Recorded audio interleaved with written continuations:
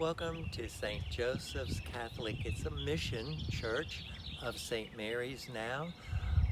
It was founded in 1909 by the Polish community that originally attended St. Mary's in Plantersville, and in 1909 this particular piece of property was bought, and this church was founded in 1909, and it has always been a mission. It's never had its own resident priest.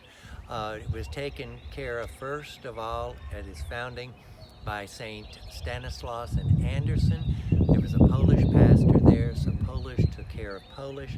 Late 60s, early 70s, the Polish pastor of St. Stanislaus evidently said, I'm too old, I can't go there anymore. So they gave the mission to St. Mary's, and it's part of the community. We're all one community, St. Mary's, St. Joseph's now. This church has its original structure. It's the original structure of 1909. One of the things I always like to point out is that it has this little hurricane fence, probably put up in the probably the 50s, but it's an interesting little fence because it actually kept the cows from coming up to the windows of the church. So there's been some talk maybe of sometimes removing it, but I'm really insisting. I like that, the sense that it sure defines it as this was really a very agricultural and a really country little place that you had to even keep the cows from coming up to the windows. And the old timers will talk when the cows would have come up to the windows. What you see is the entrance right now, and you'll see it in the church. We'll be talking about it. In 1968, there was what was called a renovation of the church. If you remember, the Vatican Council, the decrees of the council came out mid-60s, 65. Many churches were remodeled, and I kind of have to say almost horrifically. And this was one of the churches. St. Joseph's was remodeled in 1968. The entrance that you see there, that would have been part of the 1968 remodeling.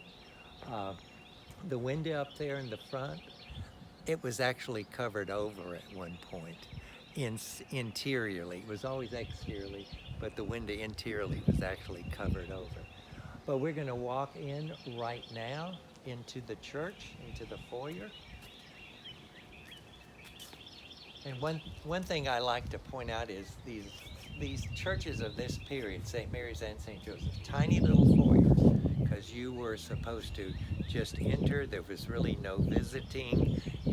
Visiting happened out here. But once you entered the church, the little foyer, it was between you and God. It was just no visiting in church, total silence.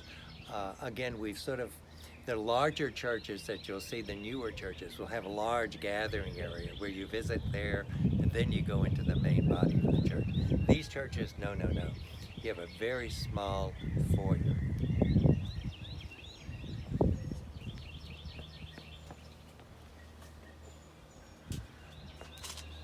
Here I'm going to actually point out these two. This would have been part of the 1968 remodeling. Of course, this leaded window is about St. Joseph the Carpenter, who's the patron of this church, St. Joseph. This window, I just want you to remember this window. I'm going to point it out. I'm going to talk about this window a little later. But these two, the doors, these are part of the 1968 remodeling. There would have been just solid wooden doors like at St. Mary's originally. Good oak.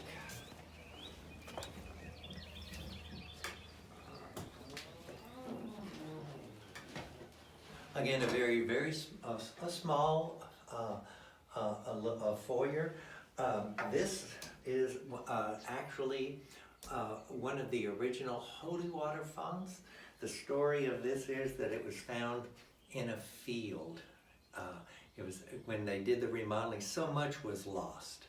But the story was that it was found in a field, and Mr. Joachim Hoff had it kind of restored, cleaned up, restored, and made this stand for it, and it is our the holy water font. But it was probably one of the originals. They would have probably had two original on either side of the door. I'm going to talk about the beaded board, but I'm going to do that inside. We still have here the bell that's rung before be about 5 minutes for each mass. This bell is rung. We did I call it a semi-restoration of the church in 2001, 2002, and you'll see that I'll be talking about that when we go inside. But again, this church was all beaded board. It would have been painted white more than likely. This is not a painted church. It was never a painted church, but it was the church about this, because this church is 1909. St. Mary's, the church replacing the church of 1894 and 1917. Someone came in and painted that church, but this church was never a painted church. I like to point out this little piece of art here.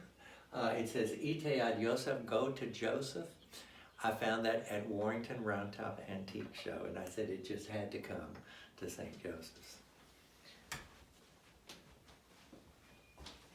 As we enter the church here, this is kind of their original, like St. Mary's, they have their original processional cross, and we use it every Sunday. If you're coming into the church, you'll notice the kind of, I call it a honey color. And when we redid the church, we had to tear out, I will have to say, we tore out the entire 1968 remodel.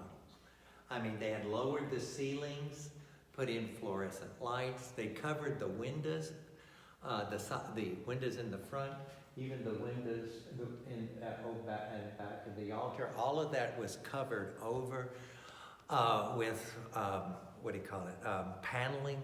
And they, like I say, they lowered the ceilings here and ran the air conditioning through there, put fluorescent lights, and we just tore out the whole thing, and in a way kind of almost started over.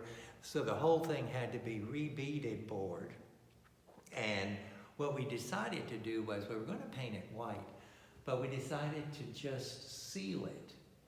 And when we just sealed it, it turned out to be this really honey colored, and I think it has a real warm feeling to the church.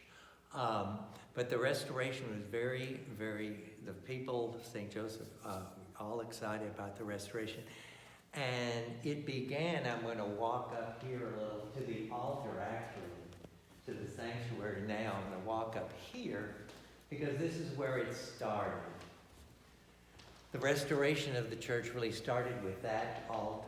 Again, I was at Warrington Roundtop in 2001, 2002, and a guy that I know, I had bought some stuff from him when I was in St. Mary's in Hempstead. Miss Lloyd, his name was Lloyd, calls me and says, I have something I want you to look at. And I said, what is it? He said, an altar. And I said, I don't need an altar. He said, no, I want you to see this altar. So I went, and sure enough, he had this altar, but just in sections, and he had a trailer full of the other pieces of it, but he had parts of it in his little stall. And he was telling me about this altar, and he didn't know where it came out of, and anyway. So I thought, well, you know, it's a nice looking altar. We'll talk about maybe for St. Joseph. And I remember it was a Sunday. Well, Saturday we kind of brought the pieces to the hall, and after Mass, everybody went over there, and I said, okay, we have a chance for this altar. Do you think, what do y'all think? And the thing was, well, do you think it'll fit? And I said, yeah, we sort of did some measurements, and I think it's going to really fit. And so we actually took a chance, said, okay, everybody said, okay, and we bought the altar for $5,000, which, you know, that's a pretty big, that's a hunk of change. And it turns out that it, number one, fit perfectly. I was really getting kind of worried. If it didn't, I was going to have to pack my bags and leave probably. But it fit perfectly. We tore out all of this, all of that they had for the 1968 redo. And we found out later that that altar, and very little restoration on the altar. The faux marbling that's done, the green at the top, and that kind of raspberry color is original to the altar. We just highlighted some other parts of it. That's why the background is that kind of raspberry color. But there's very little restoration of the altar itself. What's interesting is that we found out, and it's too long a story to go into, but we found out where the altar actually came from. It comes from the Church of the Annunciation of the Assumption, the Church of the Assumption in Buffalo, New York. I had to track it down and found out it came from a large, it's a huge church. This is a side altar of that church. They had 3 altars. This is one side altar, and the main altar, same design, was about 3 times as big as this. And the priest there, one of the pastors, decided to redo the sanctuary, and he sold off these altars. Even the chancery didn't know he sold off these altars. And this one altar ended up with us here at St. Joseph's. And I've gone back to the Church of the Assumption in Buffalo and thanked them for their altar. They're just grateful it ended up in a church. They were still angry at the pastor for doing the kind of renovation they did over there, but they were very glad that their altar ended up in the church here in Texas. And I have to say, if we hadn't bought this altar, Lloyd was trying to sell it as a bar back. So, God has a special way of how things kind of come about. So, but and it comes from a Polish church in Buffalo, New York. That was the amazing part of it too.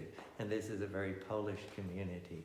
The statues that you see in the renovation, these statues, except for St. Joseph, who was on kind of a niche up there, not even a niche, just a little pedestal, and the priest sat underneath him. The Blessed Sacrament was put off to the side.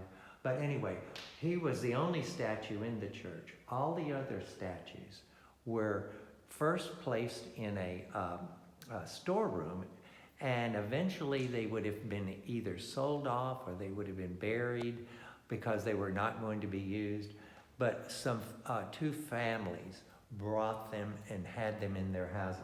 Miss Laura Shashelsky, I remember I went to her house, and there was the Sacred Heart, and there was the Blessed Mother in her house. And I think they were in the kids' bedrooms. And the risen Christ was in, I think, her sister-in-law's house.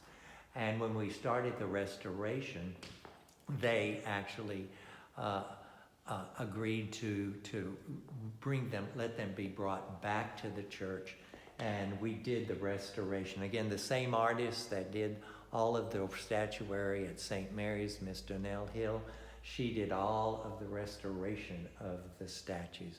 But the statues, and what's interesting is with this altar, the statues in the original back altar, the back altar was a Texas primitive altar from what I can tell in photographs.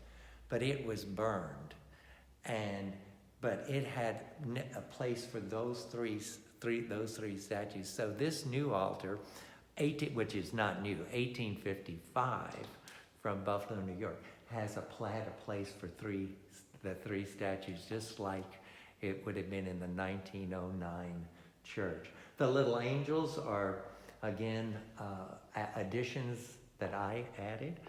Again, God bless Warrington Round Top. I find all this stuff there. And it's interesting that a lot of this religious statuary artwork is there now in antique shops and very much a part of the Warrington Round Top Antique Show.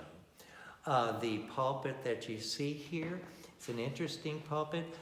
It's actually, I bought that pulpit for St. Mary's in Hempstead, and they did a consolidation of churches, and they used the other parish's pulpit to kind of incorporate both churches. And they had this one in storage, so I bought it back from them. Again, I got that from Lloyd, but when I was in Hempstead, and it comes about 1860s from outside of Chicago, from some church outside of Chicago. The other little stands there, again, just things that I kind of got from Warrington Round Top, and had Donnell, the artist, just match everything up. The altar is really, I think, significant because Mr. Steve Brzezinski and his sons made that altar. And so that's sort of a local handiwork. And again, very beautifully simple, I call it Texas kind of altar. Again, the two windows up there, they were originally covered up, but they would have been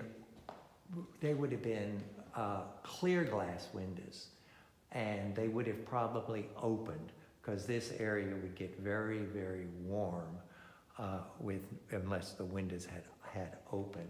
While we're up here, this chair is again Warrington Round Top, and it actually has an inscription on the back that it came out of some church. I think it's about, I forget, I should have looked, but if you visit, you can look on the back. I think it's about an 1880s chair from some church. And again, that's just another little old Texas kind of a chair that I found.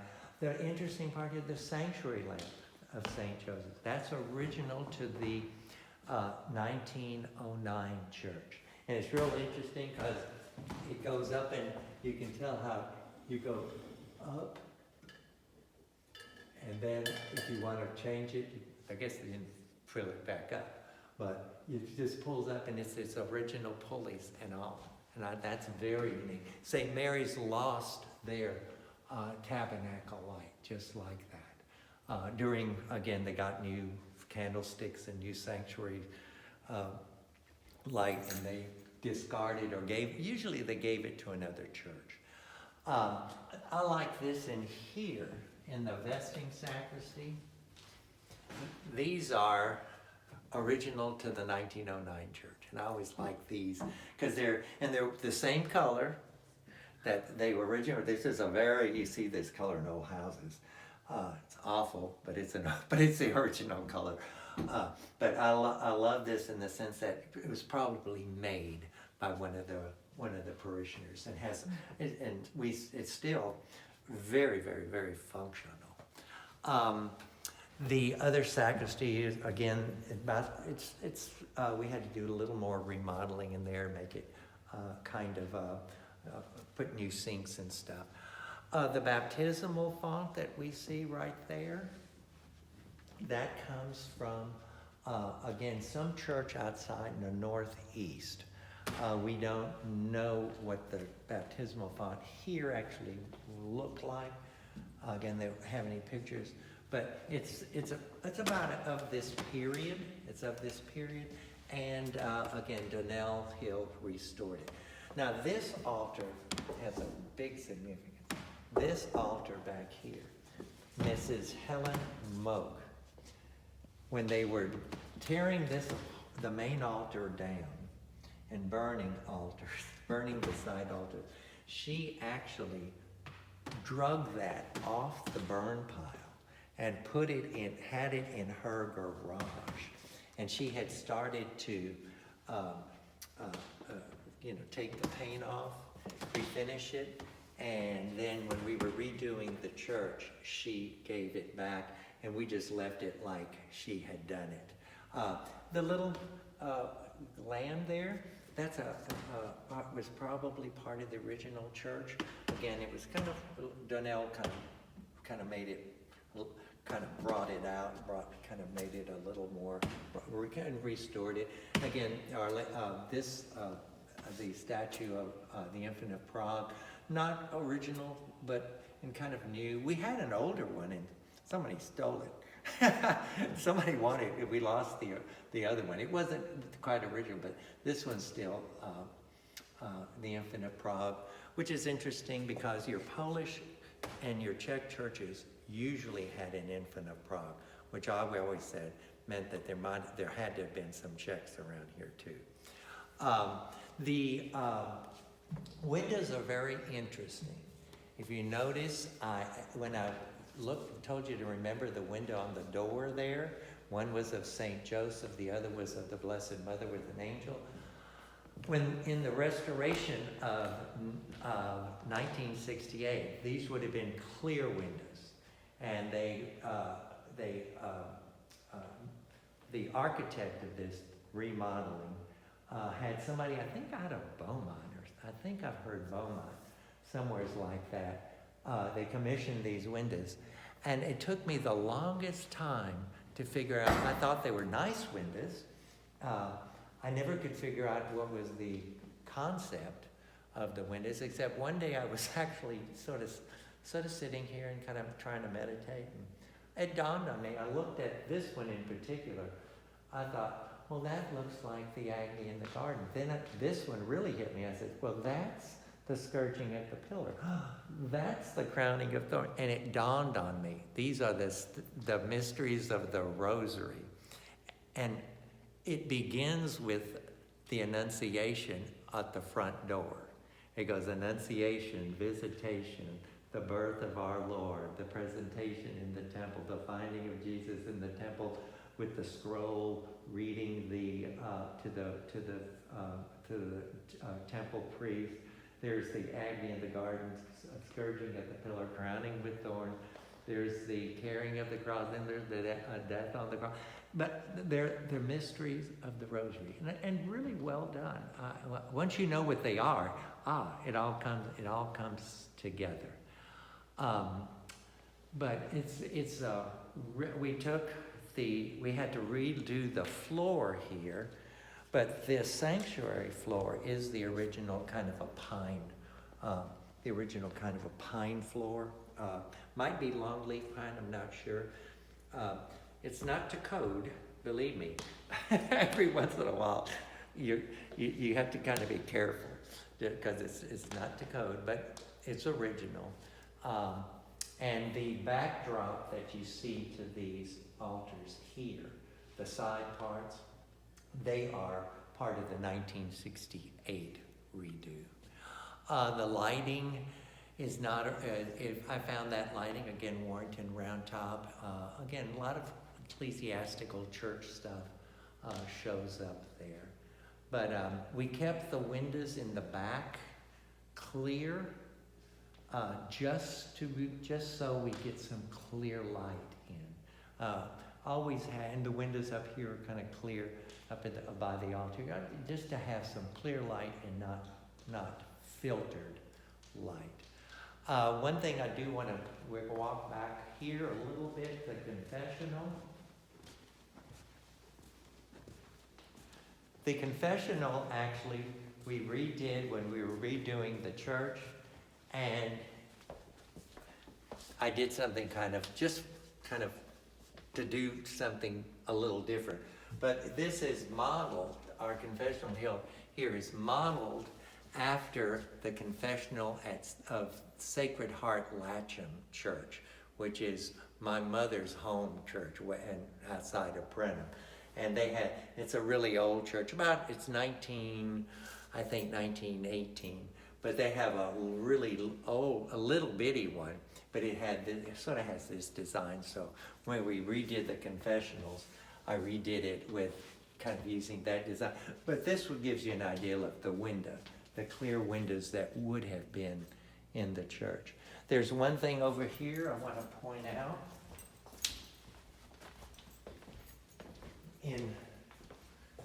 I think we found this. This is one of the original trunks kind of thing. And this is what I was told they kept a lot of the I don't know, candles or different things that what they used for mass. They kept that in that trunk, and I'm thinking it was in somebody's house, and then they donated it back to the church. But this little section in here, and we kind of redid the stairwell, but left it pretty much as it was. But we redid, kind of gave a little altar server closet and stuff like that. But it's a very beautiful church. Again, it's 6.5 miles from St. Mary's from my front door. It's really together. I would say we have 3 churches in our area. We have St. Mary's, St. Joseph's, and St. Stanislaus over in Anderson. Very beautiful churches, Catholic churches, and all part of our diocese. So if you get a chance to come by and just visit it, the church isn't locked, so if you do come in and it's dark, you can go to the sacristy that we looked at on the right, turn on the lights, look around, then you can turn them off before you leave. Okay, thank you very much. I hope you enjoy this, and if you have any further questions, email them to Gail, and we'll try to answer them for you. Thank you very much. I'm back again. I forgot one really important feature of our church here at St. Joseph. These Stations of the Cross. Now, these Stations of the Cross are about 1750s French painted on copper. I found them in an antique shop in Houston, a complete set. They were in good condition. Some of them are in really good condition. The one right next to it, you can tell it had some wear to it, but we decided to leave them and just do a cleanup with them. I like these. They're French, but there's no French writing, just very plain stations. Again, in the 1968 remodel, no one knows exactly what happened to the stations. Like at St. Mary's, we hung the stations cantilevered from the wall. Again, that was the old way of hanging stations, would be cantilevered from the wall, because you were to stand underneath the station to pray the station. If it was flat, you couldn't see it. You'd have to be way back here. So if it's cantilevered, you can see the station as you pray the station. So I wanted to make sure that we got those stations in, because they're historically significant in the sense that they're old, they're 1750, they're French, painted on copper, and again, the antique shop was just so grateful and happy that they were going back into a church. Okay, that's it, I think. Okay, thank you, Carol, for doing our videoing again.